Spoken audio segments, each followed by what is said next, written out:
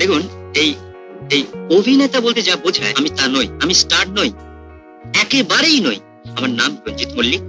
আমি একটা সাপ্তাহিক পত্রিকায় কাজ করি। রঞ্জিত মল্লিকের এই হ্যাংলা পাতলা চেহারার বিখ্যাত ক্লিপটি সোশ্যাল মিডিয়ায় আমরা প্রায়ই দেখে বেশ পুলকিত হই। হ্যাঁ, এটি রঞ্জিত মল্লিকের প্রথম সিনেমা ইন্টারভিউ এর একটি দৃশ্য। সিনেমাটি পরিচালনা করেন মৃণাল সেন এবং এটি 1971 সালে মুক্তি পায়। সিনেমাটিতে রঞ্জিত মল্লিক এক শিক্ষিত সুদর্শন যুবক যে একটি ছোট প্রেসে কাজ করে এবং মা বোনকে নিয়ে ছোট্ট সংসারে কোনো মতে দিন কাটায়। এরপর এক পারিবারিক বন্ধু একটি বিদেশি কোম্পানিতে চাকরি দেওয়ার আশ্বাস দিলে তারা নতুন স্বপ্ন দেখা শুরু করে। ভেতর ভেতর এমন করে কেসটা সাজিয়েছে না শেখর কাকা, ইন্টারভিউটা এখন just a matter of formality. আরে বলোই না একবার মাইনেটা কত? এখন যা পাচ্ছিস তার ডবল হলো তো? মোটেই না, তার চেয়েও বেশি।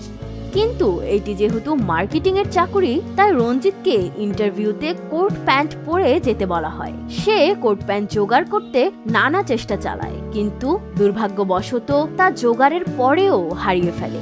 শেষমেশ ধুতি পাঞ্জাবি পরেই ইন্টারভিউ দিতে যায় এবং চাকরিটা তার হয় না। Please sit down.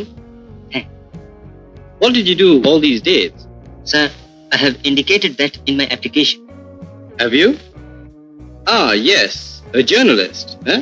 রঞ্জিতের coat pant জোগাড় করা এবং তা জোগাড় করার পরেও হারিয়ে ফেলার ঘটনা চিত্রায়িত হয়েছে সিনেমাটিতে। আপনি বলছেন চাকরিটা আপনার হলো না, তাতে আপনার কোনো দুঃখ নেই? না। কোনো যন্ত্রণা নেই? না। আপনি লুকোচ্ছেন? না, লুকোচ্ছি না। আমি একটা চাকরির জন্য অ্যাপ্লাই করেছিলাম, ইন্টারভিউ পেয়েছিলাম, শুট নিয়ে হাঙ্গামা হলো খুব, তাই চাকরিটা হলো না, ব্যাস ফুরিয়ে গেল। এই নিয়ে এত কি? আমি তো একটা চাকরি করি না। এই অনবদ্য অভিনয়ের জন্য রঞ্জিত মল্লিক কার্লোভি ভ্যারি আন্তর্জাতিক চলচ্চিত্র উৎসবে সেরা অভিনেতার পুরস্কার অর্জন করে, যা ছিল তার ক্যারিয়ারের প্রথম বড় সম্মান। জানেন, আমার কিন্তু চাকরিটা হতে পারতো,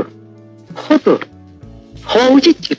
আমি নাকি ক্লাউন, আমি নাকি সংসদে গিয়েছিলাম, মানে ধুতি পাঞ্জাবি পরে গেছিলাম। আমার ধুতি, আমার পাঞ্জাবি, কি অন্যায় বলুন তো?